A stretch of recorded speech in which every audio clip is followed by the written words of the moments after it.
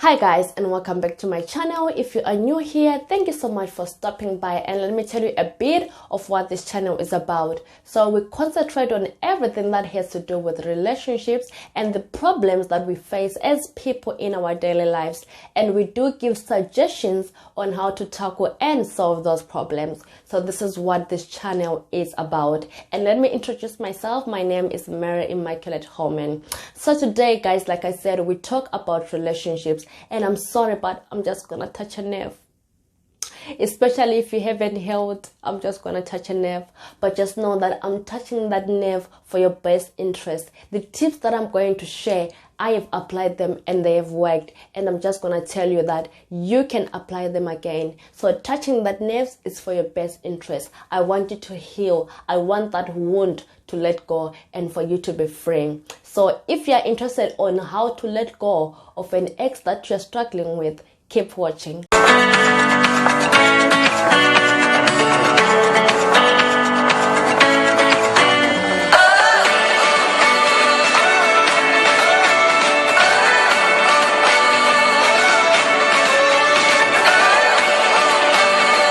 Welcome back guys. Like I said, I'm so sorry, I'm gonna touch a nerve, but it's for your best interest.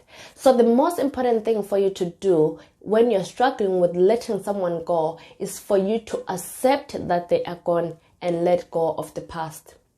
You have seen that you have tried everything that you could. You have begged them, you have cried, you have apologized, you have done absolutely everything, but you realize that no matter what you have done, you cannot convince this person to stay. They have made a decision that they don't want to be in your life anymore. They've made a decision that they want to move on. So the best thing is for you to accept it. Because if you don't accept it, then you're going to struggle with the healing. You're going to struggle with letting go of them. You're going to struggle with letting go of the memories that you once shared. So that is the most important thing. Accept that they are gone. What do I mean by letting go of the past? I'm not saying rub off all the memories that you had. No, but realize that those memories can maybe not be repeated with the same person. Value them, cherish them, but realize that you have to put them out. You have to put them at the back of your hand and say, they happened, I enjoyed, I had a great time, but now this person has decided to move on and let go of the past. And when it comes to ladies, I know ladies, we fantasize when we get into a relationship. You already seeing the ring on your finger. You already seeing your kids playing around. You know, it is very nice when that person is going to be with you. But when they've decided that they don't want to be with you and you have those fantasies about them, you have to realize that you have to let go of the fantasy. Realize that you can fantasize and continue to fantasize of how your home is going to look like, but you have to realize that it's not going to be with this person. It's going to be with someone else. If they come back, well, it's good. But if you realize that they are not coming back, or maybe they are already engaged to someone else, they have promised someone a marriage, and you have seen that this is the end, let go of the fantasy. Release the fantasy. The next thing for you to do is for you to grieve. I know, like, there are some people like me who were taught that crying is a sign of weakness. And I'm here to tell you today that no, it isn't. Because I have healed from a lot of things that I hold inside because I was told that crying is a lack of weakness. So you have to understand that for you to heal, you have to grieve. Let it all out. Cry it all out. If it means sitting in the tub and crying, cry. Let it all out. If it means putting their favorite music that they once loved, put that music. Think about them at that moment and cry. Let it all out. Crying heals the soul. When you cry, I mean, guys, I have learned it. When you cry, you realize that after you will feel better. So give yourself time to grieve. Let it all out. And when you are grieving, there are some people that when they break up, they say, okay, let's remain friends. But what I will advise you is for you to cut contact with that person. If it means that you're cutting it from a minimum of 3 months, let it be. But cut contact with that person. Because most of the times we've realized that when you remain friends with someone, it's either you are going to be friends with benefits And when it comes to us girls, when you are friends with benefits, you will know that this person only comes to me to satisfy his sexual desires. And after that, you'll feel used. After that, you'll be angry with yourself. After that, you'll feel like you've let yourself down, and it will happen over and over and over again.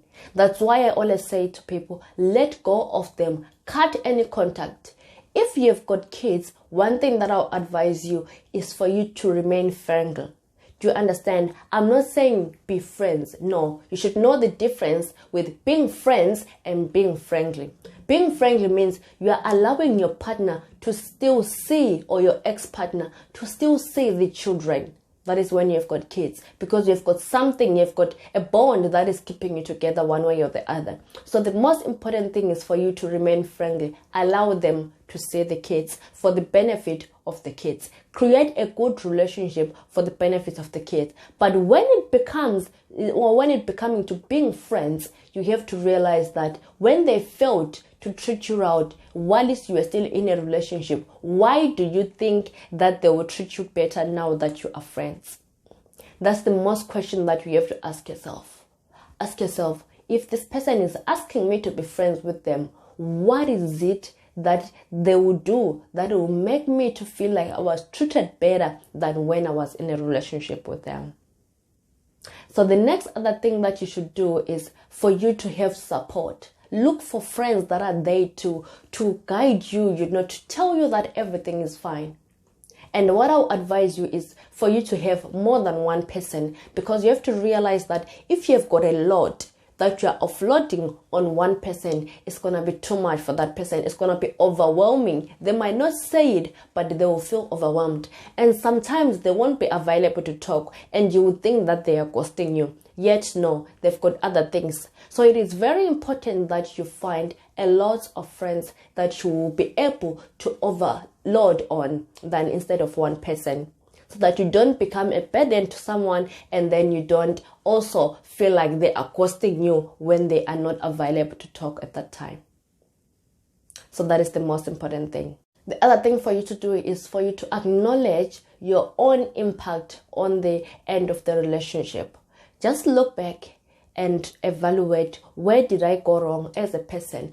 How did I contribute towards the heartbreak? Especially maybe they told you like, oh, you know what, you were never there for me. You put your friends first. You put your family first. I am not a priority in your life. And I want someone who is going to prioritize me. So look back and say, what did I do? What did I contribute? Because at the end of the day, for a relationship to end, that means something went wrong. And you have to realize that it's not that one person who contributed towards it. You also had a contribution. So look at what you did wrong, and you realize that you will learn a lot about yourself, so that when next time you get into another relationship, you don't repeat the same mistake. So evaluation is very, very important. And the other thing that you have to see is, yes, you love them, but you have to realize that in a relationship, love is not enough. There are things that contribute towards the survival of the relationship, like good communication skills, respect, not being self-centered in a relationship, not putting yourself first in a relationship. You have to understand that there are many things that contribute towards the survival of a relationship, and love only, it is not enough. The other thing that you have to do is, now you have to put yourself first. Put your boundaries, set yourself and say, okay, this is done and I have healed from it. Now the thing is for me to get back to my feet. I'm not going to be depressed. I'm not going to dwell on it. I will put myself first. I will do things that will build me spiritually, intellectually, in any kind of a form, but put yourself first. You know what they say? They say the best revenge is for you to be a better version of you. That person will look at you and say, wow, I lost something. I didn't know that I made a mistake. And sometimes, who knows, they might come back and ask for a second chance. But it is very important that you become the best version of you. Not because you want to make them jealous, but for you to be happy and content with the person that you have become. Because you know what? If you become a best version of yourself, you know the sky is the limit. You'll feel happy about yourself. You'll feel like, wow, somehow this heartbreak has taught me a lot. I'm a better person now. I am happy with who I am. So it is very important that you do those things. So thank you so much, guys, for watching. And I hope these tips really, really work for you. And I hope that, you do heal from that heartbreak and you let go and you become the best version of you. Thank you so much and do take care. Until next time. Bye.